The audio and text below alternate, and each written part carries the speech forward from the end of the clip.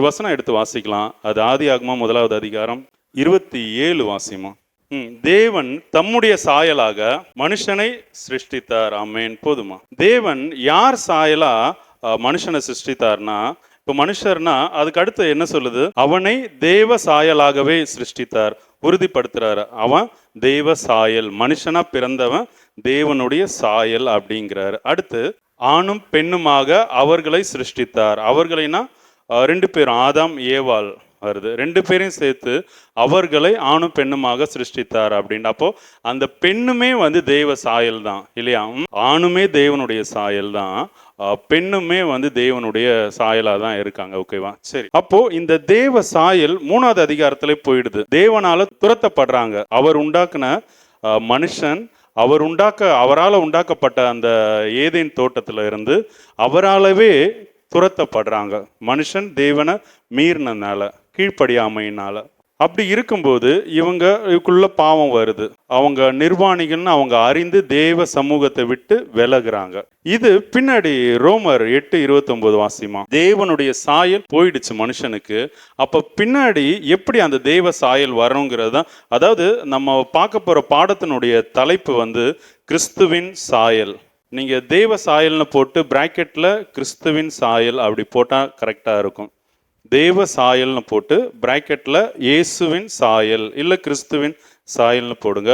அதுல இன்னைக்கு 1வது பாடம் ஆவிக்குரியவன், அதுதான் பார்க்கிறோம். இப்போ வசனத்தை வாசிமா. ரோமர் 8:29. தம்முடைய குமாரன் அநேக சகோதரர்களுக்குள்ளே, இப்ப தம்முடைய குமாரன்னா அது கர்த்தரா இருக்கிற இயேசு கிறிஸ்துவ குறிக்குது. அவர் தேவனுடைய குமாரன் என்னப்படுவார் அப்படின்ட்டு இருந்தது. மரியாள்கிட்ட சொல்லும் போது சொல்றார், அவர் தேவனுடைய குமாரன் என்னப்படுவார் அப்படின்ட்டு. அநேக சகோதரருக்குள்ளேன்னு இங்க சொல்லப்பட்டிருக்கலாம். ஆனா ஆக்சுவலா அவருடைய ஒரே பேரான, தம்முடைய ஒரே பேரான குமாரனை தந்து இவ்வளவா அன்பு கூர்ந்தார்னு வசனம் சொல்லுதுக்கு. அந்த ஒரே பேரான குமாரன் இங்க எப்படி அநேக சகோதரருக்குள்ளே முதற் பேரானவரா எப்படி மாறினார்? ரோமர் 8:29. அப்போ எப்படி அநேக சகோதரர்கள் வராங்க? அப்ப அந்த நிறைய சகோதரருக்குள்ள இவர் முன்னாடி இருக்கார் அப்படின்ட்டு. இப்போ எனக்கு ஒரு பையன் பிறக்கிறான், அவன் ஒரே பையனா இருக்கான். இப்போ அவனுக்கு அடுத்து வேற நிறைய பசங்க வரும்போது நிறைய பேர்ல அவன் மூத்தவனா இருக்கான், அப்படிதானே சொல்லுவோம். தேவன் எவர்களை முன்னறிந்தாரோ அவர்களை தம்முடைய குமாரனுடைய சாயலுக்கு, அதாவது தேவன் யாரெல்லாம் முன்குறிச்சாரோ, யாரெல்லாம் முன்னமே வந்து தெரிந்து கொண்டிருக்காரோ அவங்க எல்லாருமே இயேசு கிறிஸ்துவனுடைய சாயலுக்கு ஒப்பாய் இருப்பதற்கு முன் குறித்திருக்கிறார். ஆமென், ஆமென், ஹல்லேலூயா. அப்போ உங்களையும் என்னையும் எல்லாரையுமே அந்த கர்த்தரா இருக்கிற கிறிஸ்து இயேசுனுடைய சாயலுக்கு ஒப்பா மீன்ஸ் அதே போல, அதே மாதிரி, அதே போல இருக்கிறதுக்கு தான் உங்களையும் என்னையும் வந்து அவர் முன்னறிந்திருக்கிறார், முன்குறித்திருக்கிறார், தெரிந்து கொண்டு இருக்கிறார். இப்ப சொல்லுங்க, நீங்களாம் யாரை போல ஆகும்படிக்கு, அதாவது உங்களுடைய ஃபைனல் கோல் என்ன? நம்ம ஸ்கூல் படிக்கும்போது நம்மளுடைய லட்சியம், ஒவ்வொரு ஸ்டாண்டர்ட் படிக்கும்போது என்னன்னா, அந்த 8th படிக்கிறோம்னா 8th பாஸ் ஆகணும், ஒவ்வொருத்தருக்கு 8th வந்து ஸ்கூல் ஃபர்ஸ்ட் வரணும், அப்படி இருக்கும். படிக்கும்போது வேலை செய்கிற இடத்துல, குடும்பத்தில், இப்படி ஒவ்வொருத்தங்க ஒவ்வொரு ஸ்டேஜில் இருக்கும்போது அவங்களுக்கு ஒரு இலக்கு இருக்கும். ஓகே, ஒரு கோல், ஒரு எய்ம், ஒரு ஆம்பிஷன், ஒரு லிமிட் இருக்கும். இதை நம்ம அடைஞ்சு தீரணும் அப்படின்ட்டு. இப்போ ஆண்டவரை தெரிஞ்ச நீங்களும் நானும், கிறிஸ்து இயேசுனுடைய இரத்தத்தினால கழுவப்பட்ட நீங்களும் நானும், நமக்கு கொடுக்கப்பட்டிருக்க அல்டிமேட் இலக்கு, கோல் என்னன்னா கிறிஸ்துவின் சாயல்ல மாறணும். ஹல்லேலூயா. மாறியே ஆகணும். ஹல்லேலூயா. இப்போ நம்ம இதை தொடர்ந்து இந்த தேவ சாயல்ல, கிறிஸ்துவனுடைய சாயல்ல இருக்கணும்னா நம்ம முதல்ல என்னெல்லாம் பண்ணணும், எப்படிலாம் ஆக முடியும் அப்படிங்கிறத குறித்து நம்ம பார்க்க போறோம். ஓகே, முதல்ல இயேசு கிறிஸ்து அவர் எப்படி இருந்தார் பார்க்கலாம். ஓகே, ஸ்டார்டிங்ல இருந்தே அவருடைய சுபாவத்தை வச்சு நம்ம பார்க்க போறோம். இந்த மாதிரி நமக்கு தெரிஞ்சிச்சு, இதுதான் கோல், கிறிஸ்து இயேசுனுடைய மாதிரி. ஓகே, அவரை போல அவர் எப்படிலாம் இருந்தார்னு தெரிஞ்சாதான் நாம் அப்படிலாம் இருக்க முடியும். முதல்ல அவர் எப்படி இருந்தார்? மத்தேயு 1:18 சொல்லுது, பரிசுத்த ஆவியினால் கர்ப்பவதி ஆனாள். யாரு? இயேசு கிறிஸ்துவின் தாயாகிய மரியாள். எப்படி? பரிசுத்த ஆவியினால் கர்ப்பவதி ஆனாள் அப்படின்னு. மத்தேயு 1:20 சொல்லுது, அவளிடத்தில் உற்பத்தியாயிருக்கிறது பரிசுத்த ஆவியினால் உண்டானது. ஹல்லேலூயா. அப்போ அவர் உண்டாகும் போதே எப்படி உண்டாகிறாரு? பரிசுத்த ஆவியினால். அதாவது பரிசுத்த ஆவினா அது தேவனுடைய ஆவி, அது பிதாவுனுடைய ஆவி, அது பரத்திலிருந்து கொடுக்கப்பட்ட ஆவி. ஓகே, அப்போ பரலோகத்துல இருக்கிற ஆவியினால அவர் உண்டாகிறார், ஜெனிப்பிக்கப்படுறார். ஓகே, அவர் பூமியில வரும்போது அப்படிதான் பரிசுத்த ஆவியில தான் வராரு. ஹல்லேலூயா. யோவான் 3 வாசிங்களா, 5வது வசனம். ஒருவன் ஜலத்தினாலும் ஆவியினாலும் பிறவாவிட்டால் தேவனுடைய ராஜ்யத்தில் பிரவேசிக்க மாட்டான் இல்லையா? அதுக்கு மேல 3வது வசனத்துல இருக்கும், ஒருவன் மறுபடியும் பிறவாவிட்டால் அவர் தேவனுடைய ராஜ்யத்தை காண மாட்டானா.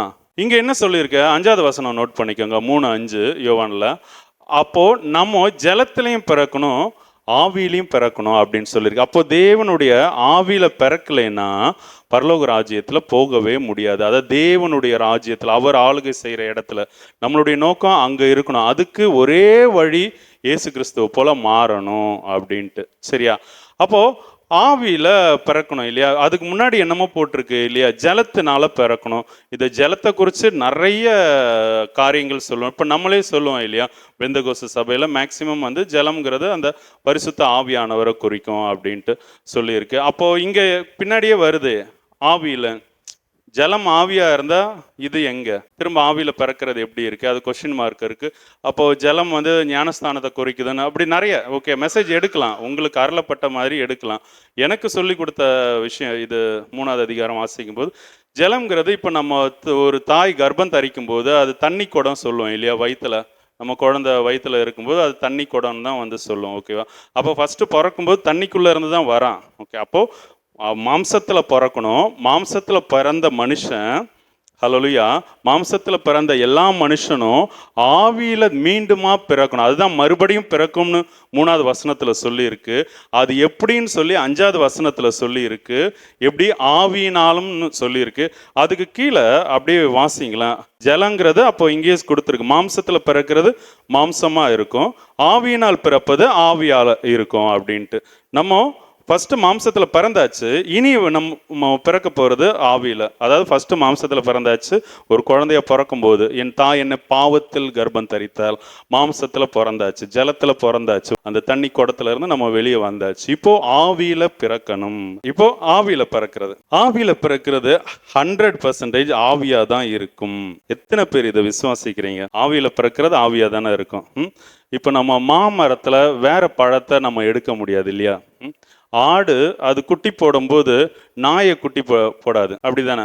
ஆடை தான் குட்டி போடும். இப்போ சபையினுடைய தலை யாரு? கிறிஸ்து. உங்களுடைய தலை யாரு? கிறிஸ்து தான் சொல்லுவீங்க. ஓகே, இப்போ அந்த அளவுக்கு வரலன்னா நீங்க புருஷன் சொல்லலாம். இப்போ நீங்க புருஷனாவே எடுத்துப்போம், அந்த அளவுக்கு போக வேணாம். இப்போ நம்ம அந்த அளவு வளரலன்னு வச்சுக்கோங்களேன். இப்போ உங்களுடைய தலை உங்க ஹஸ்பண்ட் பிரதாப் பிரதர் இருக்காரு வச்சுக்கோங்க. அப்போ தலை அவர்னா அங்கதான் மூளை இருக்கு, மூளை சிக்னல் கொடுக்குற மாதிரி தான் சரீரம் செயல்படணும். அப்போ அவர் கொடுக்குற சிக்னலுக்கு ஏற்றவாறு தான் நீங்க இருக்கீங்களா? இப்போ ஒரு மனுஷன் இப்போ முழுசா அவர் தலை, நீங்க சரீரமா? அப்போ உங்களை பார்க்கும்போது நீங்க எதை பிரதிபலிக்கணும்? உங்களை இல்லை, அவர் தான். அப்போ அவர் நினைக்கிறது, அவர் என்னெல்லாம் கமெண்ட் பண்றாரு, அதுதான் கிரியை வழியா உங்க மூலியமா வெளிப்படும். உங்களை பார்க்கும்போது இது பிரதாப் பிரதர் தான் சொல்லுமே தவிர இது ஹெலன் சிஸ்டர்னு சொன்னா போச்சாங்க. அப்ப என்ன ஆகுது? நீங்க அந்த பிரெயின் சொல்றத நீங்க கேட்கல அப்படின்னு அர்த்தம். அப்போ நீங்க இதுக்கே இப்படி இருக்குன்னா நீங்க ஒவ்வொருத்தருடைய கணவரை நீங்க நினைச்சு பாருங்க. நான் என் கணவருக்கு பிடிச்ச மாதிரி அவரை பிரதிபலிக்கிற மாதிரி இருக்கனா? இப்போ பூமியில நீங்க கட்டின புருஷனுக்கு எதுவா இல்லைன்னு இப்போ சின்ன பிள்ளைங்களுக்கு அப்பாவை பிரதிபலிக்கணும். உங்களுடைய புருஷன் புருஷன்னா ஆண் மகன் அப்படின்னு அர்த்தம். உங்களுக்கு பிரதிபலிக்கிறது நீங்க யாரை பிரதிபலிக்கணும்னா அப்பாவை பிரதிபலிக்கணும். அப்பாவுனுடைய சுபாவம் பார்க்கறதுல இல்லை, முகரூபம் சொல்லலை, உங்களுடைய கேரக்டர். அப்பா மாதிரி பேசணும், அப்பா மாதிரி நடந்துக்கணும், அப்பாவுனுடைய அவருடைய அந்த லட்சியத்தை நம்ம சுமந்து செல்லணும் பூமியில. ஓகே, அப்போ ஆவியில பிறந்தா ஆவியா தான் இருப்போம். நீங்க கல்யாணம் பண்ணாலே நீங்க புருஷனா தான் இருக்கணும். புருஷனுடைய சுபாவம் அவங்களுடைய இதுதான் உங்க பிள்ளைங்களுக்கு சொல்லி கொடுத்து வளர்த்துங்க. நீ கல்யாணம் பண்ண அதோட சோழி முடிஞ்சு, ஓகே, நீ நீயே இல்லை, புருஷனை தான் நீ பிரதிபலிக்கணும் அப்படி சொல்லி கொடுத்து வளர்த்தாதான் அவங்க போகிற இடத்துல நல்லா இருப்பாங்க, நல்ல பிளெஸ்ஸிங்கோட இருக்க முடியும். உங்களில் எத்தனை பேர் அந்த மாதிரி இருக்க முடியுது? முயற்சியாவது பண்ணியிருக்கீங்களா? ஆவியில் பறக்கிறது ஆவியாக இருக்கும் இல்லையா? இப்போ அதை தொடர்ந்து அதுக்குண்டான நம்ம வசனத்தை நம்ம பார்க்க போகிறோம். அப்போ நீங்களும் நானும் ஆவிக்குரியவராக மாறியே பற்று, அப்படி தானே? மாறித்தான் ஆகணும். ஆவிக்குரியவனை மாறலைன்னா நாம் கிறிஸ்துவனுடைய சாயலில் போக முடியாது. அவருடைய இயேசு கிறிஸ்துவனுடைய சாயலில் மாறணும்னா முதல் ஸ்டெப்பே என்ன வருது? ஆவிக்குரியவனாக மாறணும். ஹல்லேலூயா. அப்போது ஆவிக்குரியவனாக மாறுறதுக்கு இன்னொரு வசனம் கூட வாசிமா. ஏன் ஆவியில் அப்படின்னா, எபேசியர் 2வது அதிகாரம் 22வது வசனம். எபேசியர் 2:22. அவர் மேல், அதாவது கிறிஸ்துவின் மேல நீங்களும் உங்களையும் ஆவியினாலே தேவனுடைய வாசஸ்தலமாக கூட்டி கட்டப்பட்டு வருகிறீர்கள். ஓகே, அதாவது அவர் மேல், கிறிஸ்துவின் மேல நாம எல்லாரும் ஆவியினால தேவனுடைய வாசஸ்தலமாக கூட்டி கட்டப்பட்டு வரோம். எப்படி? ஆவியில, சரீரத்துல இல்லை, மாம்சத்துல அல்ல. ஓகே, 100% புதிய ஏற்பாட்டு ஆவியினால தான் இருக்கு. இப்போ நம்ம 3 விஷயத்தை பார்க்க போறோம். அப்போ ஒரு ஆவிக்குரியவன்னா அது எப்படி இருக்கணும்? முதல் பாயிண்ட், தேவனுடைய சித்தத்தை செய்கிறவங்க தான் உங்களுடைய பெற்றோர், உங்களுடைய சகோதரர். எப்படி இருக்கணும்? சரி, லூக்கா 2வது அதிகாரம் வாசிங்க, 49. லூக்கா 2:48, 49. மகனே, ஏன் எங்களுக்கு இப்படி செய்த? உன் தகப்பனும் நானும் விசாரத்தோடு உன்னை தேடினோமே. அதற்கு இயேசு கிறிஸ்து சொல்றாரு, நீங்க ஏன் என்னை தேடினீங்க? என் பிதாவினுடைய காரியத்துல நான் இருக்கணும்னு உங்களுக்கு தெரியாதா? யார்கிட்ட கேட்கிறாரு? அவருடைய வயசு அப்போ ஏறக்குறைய 12 வயசு. அவர் தேவாலயத்துல இருக்கிற மூப்பர்களோடு பேசிட்டு இருக்காரு, அங்க இருக்க பிரதானிகளோடு பேசிக்கிட்டு இருக்காரு. யாரு? கிறிஸ்து இயேசு 12 வயசு இருக்கும்போது 2 நாள் அவங்க பிரயாணப்பட்டு 2 நாள் பையன் இல்லாம அவங்க தேடிட்டு வராங்க. அப்பாவும் அம்மாவும், பயாலஜிக்கல் பேரண்ட்ஸ் தேடிட்டு வராங்க, இவரை இயேசு கிறிஸ்துவ தேடிட்டு வராங்க. அப்போ இவர் சொல்ற பதில் என்ன? ஏன் தேடினீங்க? பெரிய கொஸ்டின் மார்க். அப்பா அம்மாவை பார்த்து கேட்கிறாரு, ஏன் என்ன தேடினீங்க? அப்போ ஆவியில பறக்கிற மனுஷன் அவர் பேசுற டயலாக்கா இங்க பதியப்பட்டிருக்குது இதுதான். ஏன் என்ன தேடினீங்க? நீங்க ஏன் என்ன தேடினீங்க? ஏன்னா இது ஆவிக்குரியவனுடைய தாய் தகப்பன்லாம் யாரு? அடுத்து வாசிங்கள நீங்க. அவர் கேட்பாரு, அவரை தன்னுடைய தாயும் சகோதரரும் அவரை பார்க்கறதுக்கு வரும்போது இவர் தம்மை சுத்தி இருக்கிற அந்த சீஷர்களை நோக்கி, மத்தேயு 21:13 வாசிமா. தன்னை சுத்தி இருந்த சீஷரை கை காமிச்சு, ஒவ்வொரு சுவிசேஷ பகுதியில் ஒவ்வொரு மாதிரி வரும். சீஷர்னு போட்டிருக்கோம், இன்னொரு இடத்துல தன்னை சூழ்ந்து இருந்த ஜனங்களை பார்த்து அப்படி போட்டிருக்கோம். எனிவே, அதாவது இவருடைய வார்த்தை கேட்க வந்திருக்காங்க இல்லையா? அதுல 2த்துலயும் மென்ஷன் பண்ணி போட்டிருக்க வார்த்தை என்னன்னா, பிதாவினுடைய சித்தத்தை செய்கிற இவர்களே என்னுடைய தாயும் என்னுடைய தகப்பனும் என்னுடைய சகோதரருமா இருக்கிறார்கள் அப்படின்ட்டு. அதாவது ஒரு ஆவிக்குரிய மனுஷனுடைய தாய் தகப்பன் யாருன்னா பிதாவினுடைய சித்தத்தை செய்கிறவங்க தான். அவங்களுக்கு இது என்னுடைய அப்பா, இது என்னுடைய அம்மான்னு சொல்லி பயாலஜிக்கல் பேரண்ட்ஸ், ஓகே, சரீரத்தில் ஈன்று எடுத்தாங்களா, அவங்களாம் அப்பா அம்மாவா அந்த உறவு, அந்த கனெக்ஷன் இருக்கவே இருக்காது, ஒருபோதுமே இருக்காது. இயேசு கிறிஸ்துக்கு இல்லை. அப்படியே நான் பின்னாடி சொல்கிறேன் யாருக்கலான்ட்டு. ஓகே, அப்போது இயேசு கிறிஸ்துக்கு முதல்ல நம்ம பார்த்தோம் 2:48-49 படி அவர் ஆரம்பத்திலே 12 வயசுலேயே அது அகைன்ஸ்டாக தான் இருக்கார் இல்லையா? ஏன் என்ன தேடினீங்க? நான் தான் இங்கே இருக்கணும் இல்லையா? நீங்கள் ஏன் என்ன தேடினீங்க? அடுத்து பெருசாக வளரும்போது ஸ்ரீயே உனக்கும் எனக்கும் என்னன்னு கேட்குறாரு இல்லையா?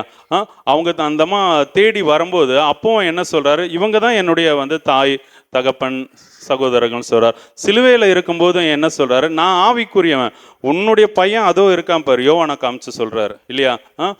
ஸ்திரீயே, ஓகே, இதோ உன் தாய், இதோ உன் மகன் அப்படின்னு சொல்லி மாற்றி விடுறாரு. ஓகே, எனக்கும் உனக்கும் எந்த இதுவும் இல்லை, நான் ஆவியில் இருக்கேன். அவங்க 120 பேர் கூடியிருந்த சபையில் அப்புறம் அபிஷேகம் பண்ணப்படுறாங்க, அப்புறம் ஆவிக்குரியவராக அவங்களும் சீஷராக இருந்தாங்கன்னு வரலாறு சொல்லுது. வசனத்தின்படி இன்னைக்கு நம்ம பார்க்குற பாடத்தில் அவங்க அப்போ இந்த வசனத்துலலாம் ஆவிக்குரியவர்களாம் மரியாள் அம்மா இல்லை. அப்போ ஆவிக்குரியவனா முதல்ல அவங்க வீட்டார் தான் அவனுக்கு எதிரியே. புரியுதா? நீங்க அபிஷேகம் பண்ணப்பட்ட உடனே உங்களுக்கு எதிர்க்கிறதே வீட்டில் தான். எப்பவும் பைபிள் படிச்சுட்டு இருக்கான், எப்போ நான் சொல்றது கேட்கல, எப்போ வந்து கதவை சாத்திக்கிறான், பைபிள் படிக்கிறான், எப்போ பார்த்தாலும் ஸ்தோத்திரம் சொல்றான், என்ன கேட்டாலும் ஏசு ஏசுன்னு சொல்றான். ஆனா ஒரு கிரியையுமே இல்லை. அவங்க எதிர்பார்ப்பாங்க உடனே ஏசுன்னு சொன்ன உடனே ஒரு பரிசுத்த வெள்ளையும் வெள்ளையும் போட்டு அவங்க ஜனங்க நினைக்கிறது வேற மாதிரி. நிஜமான கிறிஸ்துவனுடைய சாயலை எதிர்பார்ப்பாங்க. ஆனா தேவன் பொறுமையாக தான் அப்படியே கரெக்டாக குறிப்பிட்ட காலங்கள் முடியும் போது தான் ஒரு மரமாக இருந்தாலும் ஒரு குழந்தையாக இருந்தாலும் நம்ம மீண்டும் அதாவது ஜெனிப்பிக்கப்படுறோம். அதுக்கு கண்டிப்பாக ஒரு காலம் செல்லும். அப்படி காலம் சென்று வர்றது கரெக்டாக இருக்கும். ஹல்லேலூயா. அப்போது முதல் விஷயம் என்ன, தேவனுடைய சித்தத்தை செய்கிறவங்க தான் ஆவிக்குரியவர்களுடைய பெற்றோர். இதுதான் பாயிண்ட். இது இயேசு கிறிஸ்து அப்படி இருந்தாரா? ரெண்டாவது, லூக்கா 5:11 வாசிமா. சீஷர்களும் அப்படிதான் இருந்தாங்க. சீஷர்களை கூடும்போது அவங்க என்ன பண்றாங்க, எல்லாத்தையும் விட்டுட்டு வராங்க. ஹல்லேலூயா. அப்போ சீஷர்களுமே தாய் தகப்பன் இதெல்லாம் விட்டுட்டு தான் வந்தாங்க. மத்தேயு 4:22 வாசிமா. அதுல அழகா சொல்லி இருக்கு. 4:22 படவையும் தங்கள் தகப்பனையும் விட்டு அவருக்கு யாரு, இயேசு கிறிஸ்துவுக்கு பின் செல்றாங்க. அப்போ எது முக்கியம்? அப்பா சொன்ன மாதிரி கேட்கணுங்கிறது கிடையாது, அம்மாவுக்கு பிடிச்ச மாதிரி நடக்கணுங்கிறது கிடையாது. நல்லா புரிஞ்சுக்கோங்க. நீங்க வீட்டில் அதை நான் பின்னாடி சொல்றேன். ஓகே, நிஜமான ஆவிக்குரியவனுக்கு அவன் பெற்றோருக்கு முதலிடம் கொடுக்கவே மாட்டான். இது எல்லாத்தையும் பின்னாடி பார்க்க போறோம். இது கேட்க முரண்பாடா தோணும். நீங்க நிஜமா கவனிச்சா புரியும். ஓகே, பேரண்ட்ஸுக்கு அகெயின்ஸ்ட், அதாவது அவங்க ஆவியில் இல்லாமல் தெய்வ சித்தத்தின்படி செய்யாமல் இருந்தால் அகெயின்ஸ்டாக தான் இருப்பாங்க. இன்னொன்று சொல்கிறேன், தெய்வ சித்தத்தை செய்கிறவங்களா இருந்தாலும் அவங்க எவாஞ்சலிஸ்ட். நீங்கள் சர்ச் பாஸ்டர்னா ஆகாது. அவங்க தீர்க்கதரிசியாக இருப்பாங்க. நீங்கள் டீச்சராக இருந்தீங்கன்னா ஆகாது. அப்படி தான் இருக்கும். ஒவ்வொருத்தரை அழைச்ச அழைப்புக்கு இப்போது மோசையோட பெசலையேல் தான் ஒத்து போவாங்க. இல்லையா? அந்த மாதிரி தான் வரும். ஹல்லேலூயா. இப்போ அடுத்து ரெண்டாவது காரியம், இந்த ஆவிக்குரியவர்கள் ஸ்ட்ரைட்டா தேவனுக்கு கீழ்ப்படிவார்கள். ஆவிக்குரியவர்கள் தேவனுக்கு கீழ்ப்படிவார்கள். ஆனா பார்க்கறதுக்கு தேவ சட்டத்தை மீறுற மாதிரி தெரியும்.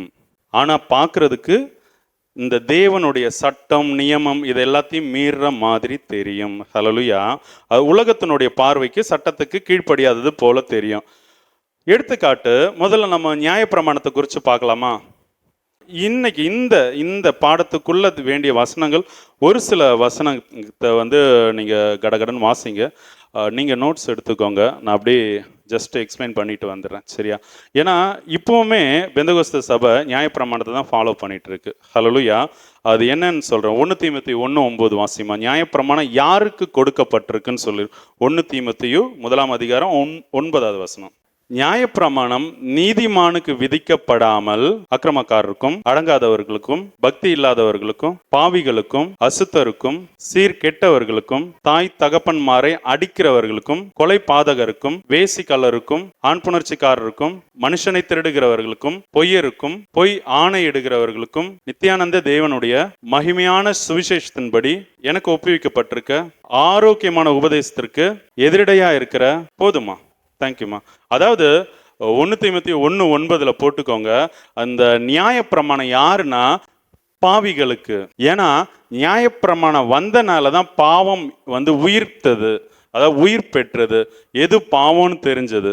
நியாயப்பிரமாணத்தினால பாவம் உருவாச்சு. இப்படியெல்லாம் நிறைய வசனங்கள் இருக்கு. சிம்பிளா ஈஸியா எழுதிக்கோங்க. நியாயப்பிரமாண பாவிகளுக்கு. அடுத்து ரோமர் 5:13. ரோமர் 5:13 வசனம். நியாயப்பிரமாணம் கொடுக்கப்படுறதுக்கு முன்னாடியே பாவம் உலகத்துல இருந்து. நியாயப்பிரமாணம் இல்லைன்னா பாவம் என்னப்படாது, அதாவது பாவம்னு சொல்ல முடியாது. ஏன்னா அவங்களுக்கு சரி தப்பு எதுனே தெரியாது. நியாயப்பிரமாணம் rules and regulation, terms and condition, ஒரு ஒரு சட்டத்திட்டம் வரும்போது தான் ஐயோ இது பாவம். இப்போ இச்சை பாவம்னு பிரமாணத்துல சொல்லலைன்னா அது இச்சிக்கிறவன் இச்சிச்சுக்கிட்டே தான் இருப்பான். உலக மனுஷருக்கும் உங்களுக்கும் எனக்கும் இதுதான் வித்தியாசம். தேவனுடைய கட்டளைக்குள்ள நாம இச்சிக்க கூடாதுன்னு சொல்லிட்டு பிரயாசப்படுறோம், இச்சிக்கவும் மாட்டோம். அவங்க இஷ்டத்துக்கு இச்சிப்பாங்க. அவங்களுக்கு கட்டளை இல்லை, அவங்களுக்கு அந்த பிரமாணம் கொடுக்கப்படல. நமக்கு கிறிஸ்து இயேசுக்குள்ள இது கொடுக்கப்பட்டிருக்கு. அப்போ அந்த பிரமாணம் வரும்போது என்ன ஆகுது, ஐயோ இது பாவம். அப்ப நான் அந்த பிரமாணம் வர்றதுக்கு முன்னாடி நான் பாவம் செய்யாதவனா இருக்கேன். இப்போ ஹெல்மெட் போடணும்னு சட்டம் வர்றதுக்கு முன்னாடி ஹெல்மெட் இல்லாமல் போனால் அது தப்பு இல்லை, நீங்கள் கவர்மெண்ட்டை எதிர்க்கல. இப்போ ஹெல்மெட் போட்டு தான் பைக் ஓட்டணும்னு சொல்லும்போது நீங்கள் அந்த டைமும் ஹெல்மெட் போடலைன்னா என்ன ஆகுது? நீங்கள் கவர்மெண்ட்டை எதிர்க்கிறீங்க. அப்போ பாவம் செய்கிறவங்களா மாறுறீங்க. புரியுது தானே? சரி, அடுத்து மத்தேயு அதுல 20வது வசனம் வாசிமா. மீறுதல் பெருகும்படியா நியாய பிரமாணம் வந்ததுன்னு 20வது வசனம் இருக்கு இல்லையா? மத்தேயு 22:40 வாசிங்க. மத்தேயு 22:40. அதுக்கு முன்னாடி இருக்க 2 வசனத்தை கூட நீங்க மார்க் பண்ணிக்கோங்க. 40 வாசிங்க. இவ்விரண்டு கற்பனைகளிலும் நியாயப்பிரமாணம் முழுமையும் தீர்க்க தரிசனமும் இந்த 2 பிரமாணத்துக்குள்ள அடங்கி இருக்கு. எந்த பிரமாணம்னா தேவனிடத்துல அன்பு கூறணும். அதே மாதிரி நம்மளை அன்பு கூறுற மாதிரி பிறனிடத்துலையும் அன்பு கூறணும் என்ற இந்த 2 கட்டளைக்குள்ள இந்த நியாயப்பிரமாணம் முழுமையாக அடங்கி இருக்கு. இதை சிம்பிளாக நீங்கள் நோட் பண்ணிக்கோங்க. அன்புக்குள்ள பிரமாணம் தீர்க்க தரிசனங்கள் அடங்கி இருக்குது. அன்பிற்குள் தீர்க்க தரிசனங்கள் ஆனாலும் பிரமாணங்கள் ஆனாலும் அடங்கி இருக்கு. நீங்க நியாயப்பிரமாணம் முழுவதும் அன்புக்குள்ள அடங்கி இருக்கு, அப்படி போட்டுக்கோங்க. இப்போ கலாத்தியர் 5:14 வாசிமா. அதாவது உன்னிடத்தில் நீ அன்பு கூறுகிறது போல பிறனிடத்திலும் அன்பு கூறுவாயாக என்ற இந்த பிரமாணத்துல இந்த ஒரே வார்த்தையில நியாயப்பிரமாணம் முழுவதும் நிறைவேறுமா? எதுல? இந்த ஒரே வார்த்தையில. அப்போ என்ன இருக்கு? நியாயப்பிரமாணத்தினுடைய முடிவே அன்புல வந்துருது. இப்ப நீங்க அன்பா இருந்தீங்கன்னா நியாயப்பிரமாணத்தை நிறைவேற்றிட்டீங்கன்னு அர்த்தம். அன்பா இருந்தது யாரு? கர்த்தரா இருக்க கிறிஸ்து இயேசு. ஹல்லேலூயா. நியாயப்பிரமாணம் முடிஞ்சிச்சு, நியாயப்பிரமாணம் மாற்றப்பட்டாச்சு. கலாத்தியர் 3:24. இவ்விதமாக, அதாவது நியாயப்பிரமாணம் எல்லாமே முடிஞ்சது பார்க்க போறோம். ஆனாலும் நியாயப்பிரமாணத்துல ஒரு பெனிஃபிட் இருக்கு. என்னன்னா சொல்லுங்க பிரதர். நாம் விசுவாசத்தினாலே நீதிமான்கள் ஆக்கப்படுவதற்கு நியாயப்பிரமாணம் நம்மை கிறிஸ்துவனிடத்தில் வழி நடத்துகிற உபாதியாய் இருக்கிறது. ஹல்லேலூயா. அதாவது நியாயப்பிரமாணம் நம்மளை விசுவாசத்தினால நீதிமான்கள் ஆக்கப்படுவதற்கு, அதாவது கிறிஸ்துவின் இடத்துல நம்மளை சேர்க்கிறதுக்கு நியாயப்பிரமாணம் அது ஒரு உபாதியா, ஒரு யூஸ்ஃபுல்லா இருக்கு அப்படின்ட்டு. அதாவது நீங்க நியாயப்பிரமாணத்தை கத்துக்கல வச்சுக்கோங்களேன், அதன்படி நடக்க முயற்சி பண்ணி நியாயப்பிரமாணத்தை நீங்க அன்பினால ஜெயிக்கல, அன்பினால செஞ்சு முடிக்கலன்னா நீங்க இந்த கர்த்தருடைய பிரமாணம், கிறிஸ்து இயேசுனுடைய பிரமாணத்துக்கு உள்ளேயே நீங்க அடி எடுத்து வைக்க முடியாது. கிறிஸ்து இயேசுனுடைய சாயல்ல மாறணும். அவர் நியாயப்பிரமாணத்தினுடைய நிறைவா வந்தார். ஹல்லேலூயா. அப்போ நீங்க அதை செஞ்சு முடிக்கணும். கிறிஸ்து இயேசுக்குள்ள செய்து ஆயிற்று, பட் நீங்க அதை மீறிடக்கூடாது. இப்போ தசம பாகம் அது இதுன்னு என்ன கேட்டா, இப்போ நமக்கிட்ட இருக்கிற சபைக்குள்ள இருக்கிற நியாயம் பிரமாணம் எதுனா, இப்போ சொன்ன நீங்க இதை சொல்லிட்டு சொல்றேன். எபிரேயர் 7:16 வாசிமா. நியாயப்பிரமாணம் அது ஒரு மாம்ச கட்டளைன்னு சொல்லியிருக்கு. அவர் மாம்ச சம்மதமான கட்டளை ஆகிய நியாயப்பிரமாணத்தின்படி ஆசாரியர் ஆகாமல் போதுமா? அதாவது இந்த கட்டளை நியாயப்பிரமாணம் பிடிச்சிட்டு இருக்கீங்களே, அது மாம்சத்துல உண்டான கட்டளை அப்படின்ட்டு சொல்லியிருக்கு. அடுத்து 19 வாசிமா. நியாயப்பிரமாணமானது ஒன்றையும் பூரணப்படுத்தவில்லை போதுமா? அதாவது நியாயப்பிரமாணம் ஒன்னுத்தையும் பூரணப்படுத்தல, எதையும் அது முழுமை அடைய வைக்கல, எதையுமே அது ஃபுல் ஆக்கல, நிரப்பல, எதையும் அது பூரணப்படுத்தலைன்னு சொல்லி இருக்கு. இப்போ 7:11 வாசிமா. அல்லாமலும் இஸ்ரேல் ஜனங்கள், அதாவது அந்த ஆசாரிய முறைமையின்படி, எந்த ஆரோனுடைய ஆசாரிய முறைமையின்படி பூரணப்படுதல் உண்டாயிருக்குமானால் ஆரோனுடைய முறைமையின்படி அழைக்கப்படாமல், யார்? கிறிஸ்து இயேசு சொல்றாங்க, அழைக்கப்படாமல் மெல்கிசேதேக்கினுடைய பிரமாணத்தின்படி அழைக்கப்பட்ட வேறொரு ஆசாரியர் எழும்ப வேண்டுவதென்ன? இப்போ இயேசு கிறிஸ்து இன்னொரு பிரமாணத்தின்படி வராரு. கீழே சொல்லியிருக்கு 12ல், ஆசாரியத்துவம் மாற்றப்பட்டிருக்குமேயானால் நியாயப்பிரமாணமும் மாற்றப்பட வேண்டியதாகும். ஹல்லேலூயா. நியாயப்பிரமாணம் மாற்றப்பட்டாச்சு, அது பழசு, அதனால எந்த பிரயோஜனமும் இல்லை. இப்போ நம்ம இருக்கிறது கிருபையின் பிரமாணம். இன்னும் சொன்னால், எக்ஸாக்டாக சொன்னால் மெல்கிசேதேக்கின் முறைமையின்படி உள்ள ஆசாரியர் கீழே இருக்கும். அப்போ நாம் இருக்கிற பிரமாணத்தினுடைய பேரே மெல்கிசேதேக்கு தான். இங்கே நமக்கு கிருபையின் பிரமாணம் நம்ம சொல்கிறோம். இப்போ மெல்கிசேதேக்கின் முறைமையில் இருக்கும். அதனால இந்த நியாயப்பிரமாணத்தை பிடிச்சிக்காதீங்க. அதாவது சிம்பிளாக சொல்ல வந்த விஷயம் என்னன்னா, இப்போ டைமுக்கு சபைக்கு வர்றது, யூனிஃபார்ம் போடுறது, ஓகே, இங்கே இருக்கு இந்த ஆராதிக்கிறது, ஆவியில் களி கூறுறது, இது எல்லாமே ஆக்சுவலாக பிரமாணம். அங்கே தான் ஒரு ஆலயம் இருக்கும். அந்த ஆலயம் இருக்கிற திசையை நோக்கி பார்த்து ஜெபிக்கணும், கை நீட்டி ஜெபிக்கணும், ஓகே, அந்த ஆலயத்துக்கு வந்து ஜெபிக்கணும் இல்லையா? இது எல்லாம் பழைய ஏற்பாட்டு பிரமாணம். நீங்க எங்கும் தேவனை தொழுது கொள்ளும் காலம் வந்தது. நீங்க தேவ ஆவியை பெற்றிருந்தீங்கன்னா, இல்ல தேவனுடைய வசனத்தை அறிந்திருந்தீங்கன்னா, நீங்க எங்கே இருந்து வேணா தேவனை தொழுது கொள்ளலாம், தேவனை ஆராதிக்கலாம், தேவனை மகிமைப்படுத்தலாம். உங்க இருதயத்துக்குள்ள எப்பவுமே துதிச்சுக்கிட்டே இருக்கணும். ஹல்லேலூயா, ஹல்லேலூயா. புதிய ஏற்பாட்டு பிரமாணம் 7 நாளுமே, அதாவது 24/7 365 நாளுமே நம்ம தேவனை ஆராதிக்க தான் அழைக்கப்பட்டே இருக்கோம். ராஜரீகமான ஆசாரிய கூட்டமாக அழைக்கப்பட்டிருக்கோம். அதாவது மெல்கிசேதேக்கினுடைய முறைமையின்படி ராஜாக்களாகவும் ஆசாரியராகவும். நம்ம யாருக்கு ஆசாரியராக இருக்கோம்? கிறிஸ்து இயேசுக்கு. அப்போ கிறிஸ்து இயேசுக்கு ஆசாரியனா இருக்கணும்னா மத்திய 20:27 இருக்கு, வாசிமா. மார்க் 10:44 இருக்கு. நீ 20:27 வாசிமா. உங்களில் எவனாகிலும் முதன்மையானவனா இருக்க விரும்பினால் அவன் எல்லாருக்கும் பணிவிடைக்காரனாக இருக்கணும். அப்போ நம்ம கிறிஸ்து இயேசுனுடைய ஆசாரியனா இருக்கணும்னா இங்க நம்ம வேலைக்காரனா இருந்தாகணும் இல்லையா? எல்லாருக்கும் பணிவிடைக்காரனாக இருக்கணும். எப்படி? எல்லாருக்கும் பணிவிடைக்காரனாக இருக்கணும். சரி, அப்போ நம்ம யாருக்கு ஆசாரியத்துவம் பண்ணணும்? கிறிஸ்து இயேசுக்கு. அதுல எந்த மாற்றமும் இல்லை. இப்போ ராஜாவா இருக்கணும். ராஜாவா இருக்கணும்னா யாருக்கு ராஜாவா இருக்கணும்? ஃபர்ஸ்ட் ராஜானா என்ன? இப்போ திருத்தோபுரத்துக்கு ராஜானா ஒருத்தர் வருவார், இங்கே இருக்கிற யாரெல்லாம் ஆளுமையில் இருக்காங்களோ அவங்கள அதமாக்கி இங்கே இருக்கிற ஜனங்களை தனக்கு சொந்தமாக ஆக்கிப்பார். அப்போ இந்த ஜனங்க அவர் சொல்றதுக்கு அடிபணிவாங்க, சொல்றதுக்கு கீழ்ப்படியணும். அப்படிதான் ராஜரீகம் ஒவ்வொரு தேசம் எங்கும் பரவி போயிட்டே இருந்தது இல்லையா? அப்போ நம்ம யாருக்கு ராஜா? நமக்கு ஒரு வசனம் சொல்லியிருக்கு, அவர் உலகத்தை ஜெயிச்சாரு. உலகத்தை ஜெயிச்ச கிறிஸ்து இயேசு நமக்குள்ள இருக்காரு. நாம உலகத்தை ஜெயிச்சாகணும். 7 சபைகளுக்கு எழுதும் போதே சுத்தி இருக்கு பார்த்தீங்களா? ஜெயம் கொள்ளுகிறவனும் ஜெயம் கொள்ளுகிறவனும் இந்த உலகத்தை நம்ம ஜெயிக்கணும். இந்த உலகத்தை நம்ம ஜெயிச்சோம்னா, இந்த உலகம் யார் கையில இருந்தது? பிசாசனுடைய கையில இல்லையா? அப்போ இந்த உலகத்தை நீங்க ஜெயிச்சீங்கன்னா இந்த உலகம் உங்களுக்கு கீழ்ப்படியும், பிசாசு உங்களுக்கு கீழ்ப்படிவான். நான் இந்த உலகத்தை ஜெயிச்சு இங்க இருந்து கட்டளை இடும்போது பிசாசு தகர்ந்து ஓடும். நான் எந்த இடத்துல போய் கால் மிதிக்கிறேனோ அங்க இருக்கிற அந்த உலக கூட்டம், அதாவது பிசாசனுடைய கூட்டம் தெரிச்சு ஓடும். புரியுதா? அப்போ நீங்க இந்த மெல்கிசேதேக்கின் முறைமையின்படி தான் ராஜாக்களாகவும் ஆசாரியராகவும் இருக்கீங்க. பிரதான ஆசாரியரா கிறிஸ்து இயேசு இருக்காரு. அப்போ 2வது விஷயம் இதுதான். அப்போ நம்ம இப்படி இருக்கும்போது, இப்போ சர்ச்சுக்கு லேட்டாக வரலன்னா என்ன சொல்லுவாங்க பெந்தகோஸ்து சபையில்? இவனை ஒழுங்கினோம், இவன் சரியில்லை, இவனுக்கு எந்த விதமும் கொடுக்க மாட்டாங்க இல்லையா? ஆக்சுவலாக அவன் என்ன பண்ணிட்டு இருப்பான்? ஆவியில் ஆராதிச்சுட்டு இருப்பான். ஆவிக்குரியவன் அப்படிதான் இருப்பான், உலக வேலையில் இருக்க மாட்டாங்க. ஓகே, புரியுது தானே? அந்த சிந்தையில் தேவனோட சஞ்சரிச்சுட்டு இருப்பான். பட் இந்த சபைகளுக்குள்ள இதை கொண்டு வர முடியாது. வசனம் இதைத்தான் சொல்லுது, சரியா? அதனால நான் வீட்டில் இருந்து ஜெபம் பண்ணிட்டு இருந்தேன்னா நீங்கள் யாரும் அந்த அளவுக்கு வளரல. ஓ ஹல்லேலூயா. இயேசு கிறிஸ்துவனுடைய சாயல்ல வரணும்னா ஃபர்ஸ்ட் உங்களுக்கு தலையா வச்சிருக்க உங்க புருஷனுக்கு நீங்க கீழ்ப்படுறீங்களா? புருஷனுக்கே சொல்லி கொடுக்குற அளவுக்கு தானே நீங்க போறீங்க. அப்படிதானே உங்களுடைய தாட்ஸ் இருக்கு. இன்னும் ஒரு பாயிண்ட் இருக்கு, நம்ம அடுத்த கிளாஸ்ல பார்க்கலாம். இன்னைக்கு எடுத்த பாடத்துல ஏதாவது டவுட் இருக்கா? புரிஞ்சுதா? S R no? டவுட்ஸ் இல்லைல்ல? ஒரு தடவை சொல்லிட்டா. இப்போ நம்ம பார்த்துட்டு இருக்க கிளாஸினுடைய தலைப்பு தேவனுடைய சாயல். பிராக்கெட்ல இயேசுவின் சாயல் போட்டுக்கோங்க. முதலாவது பாடம் ஆவிக்குரியவன். ஆவிக்குரியவன் அவனுடைய தன்மைகள் ஜலத்தினாலும் ஆவியினாலும் பிறக்கணும்னு பார்த்தோம்.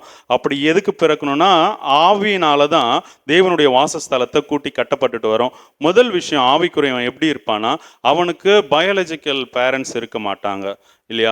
தேவனுடைய சித்தத்தின்படி செய்கிறவர்கள் தான் அவனுக்கு தாயும் தகப்பனும் சகோதரரும். அவன் அந்த கூட்டத்தோட தான் இருப்பான். தெய்வ ராஜ்யத்துக்குரியவர்களுடைய கூட்டத்தோட தான் இருப்பான். உலகத்தோட கலக்கவே மாட்டான். 2வது விஷயம், அவன் தேவனுக்கு கீழ்ப்படிவான், ஆனா பார்க்க கீழ்ப்படியாத மாதிரி இருக்கும். ஏன்னா சபையினுடைய கட்டுப்பாட்டுக்குள்ள நிறுத்த முடியாது. 3வது விஷயம் நம்ம அடுத்த வாரம் பார்க்கலாம். இதனுடைய முடிவு தான் மெல்கிசேதேக்குன்னு சொல்லியிருக்கு. நியாயப்பிரமாணத்தின்படி நம்ம கீழ்ப்படிய வேண்டிய அவசியம் இல்லை. ஆனாலும் நீங்க கீழ்ப்படிஞ்சா அதன் வழியா நீங்க தேவனை விசுவாசிக்கிறதுக்கு, தேவனிடத்துல கிறிஸ்து இயேசுனிடத்துல நீங்க நீதிமானா மாறுறதுக்கு ஒரு வாய்ப்பு இருக்கு. அவர் வழி நடத்துவார். நம்ம ஜெபிக்கலாமா? நம்ம ஜெபிக்கலாம் தானே? ஆண்டவர் உங்களுக்கு வாக்குத்தத்தமாக தான் இந்த பாட்டு கொடுத்தாரு. நான் பாடுறேன், அதை உணர்ந்துக்கோங்க, அந்த பாட்டை பிடிச்சிக்கோங்க. கர்த்தர் உங்களை ஆசீர்வதிப்பார். நஷ்டங்களிலும் பதறிடலே, கண்ணு நீரிலும் தளர்ந்திடலே, ஞான் இன்னும் நின்றே தெய்வம், நீ இன்னும் என்றேதானே, ஞான் இன்னும் நின்றே தெய்வம், நீ இன்னும் என்றேதானே. நஷ்டங்களிலும் பதறிடலே, கண்ணு நீரிலும் தளர்ந்திடலே, ஞான் இன்னும் நின்றே தெய்வம், நீ இன்னும் என்றேதானே, ஞான் இன்னும் நின்றே தெய்வம், நீ இன்னும் நின்றேதானே. நின்னை தகர்க்குவானோ, நின்னை முடிக்குவானோ, அல்லல்ல வேதனா, நின்ன பணிந்தெடுத்து நல்ல பொன்னாக்குவான், அல்லையோ ஈசோதனா.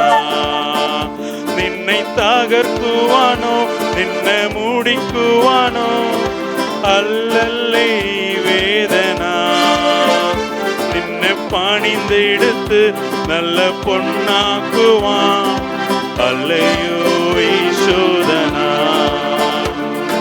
நஷ்டங்களிலும் பதறிடலே, கண்ணு நீரிலும் தளர்ந்திடலே, ஞான் இன்னும் நின்றே தெய்வம், நீ இன்றும் இன்றேதானே, ஞான் இன்னும் நின்றே தெய்வம், நீ இன்னும் இன்றேதானே. நின்னை தகர்க்குவானோ, நின்னை முடிக்குவானோ, அல்லல்லை வேதனா, நின்னை பணிந்தெடுத்து நல்ல பொன்னாக்குவான், அல்லையோ ஈசோதனா. நன்னை பகர்ந்து நின்னை முடிக்குவானோ, அல்லல்லை வேதனா, நின்னை பணிந்தெடுத்து நல்ல பொன்னாக்குவான், அல்லையோ ஈசோதனா. நஷ்டங்களிலும் பதறிடலே, கண்ணு நீரிலும் தளர்ந்திடலே, ஞான் இன்னும் நின்றே தெய்வம், நீ இன்னும் இன்றேதானே, ஞான் இன்னும் நின்றே தெய்வம், நீ இன்னும் இன்றேதானே. கர்த்தர் உங்களை பார்த்து தான் சொல்றாரு, நீங்க நஷ்டம் வந்தாலும் கண்ணீர் வந்தாலும் நீங்க பதறாதீங்க, தளர்ந்து போயிடாதீங்க. நான் உங்களுடைய தெய்வன், நான் உங்களை பெயர் சொல்லி அழைச்ச தெய்வன், நான் உங்களோட கூட இருக்கிறேன் அப்படின்ட்டு. இந்த பேராகிராஃப் கரெக்டா இந்த ஸ்டான்ஸா உங்களுக்கு என்ன சொல்லுதுன்னா, உங்களை எதுக்கு உங்களை முடிஞ்சு பண்ணவா நான் இதெல்லாம் செய்கிறேன், உங்களை இந்த வேலை செஞ்சு முடிக்கும் போது நீங்க ஒரு பொன்னா விளங்குவீங்கன்னு அந்த யோபு புஸ்தகத்துல சொல்லியிருக்க மாதிரி, அவர் நான் என்னை புடமிட்ட பின்பு பொன்னா விளங்குவேன்னு சொல்ற வார்த்தையை தான் ஆண்டவர் இன்னைக்கு உங்க ஒவ்வொருத்தருக்கும் சொல்றாரு. ஓகே, அப்போ கொஞ்சம் தயவு செஞ்சு சகிச்சுக்கோங்க. இந்த எக்ஸாமா இருக்கட்டும், இந்த சபைக்குண்டான ஆராதனை எல்லாம் வாங்க.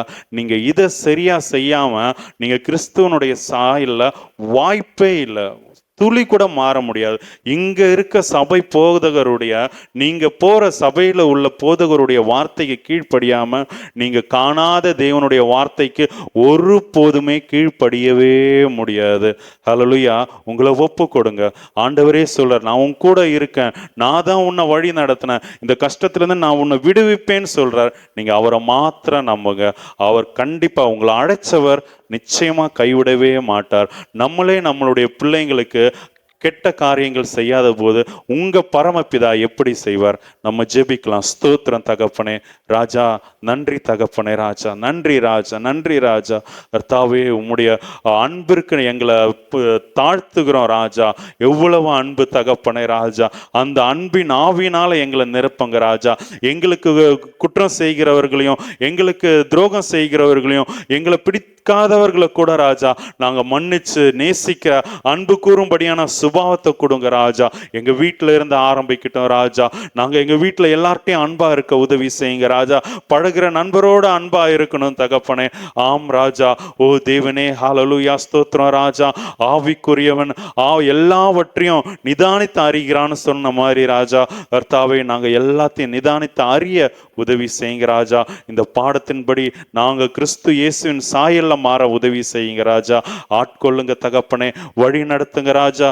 நீர் மாத்திரம் மகிமைப்படுவீராக. இயேசு கிறிஸ்துவின் மூலம் ஜெபிக்கிறோம் ஜீவனுள்ள நல்ல பிதாவே, ஆமென்.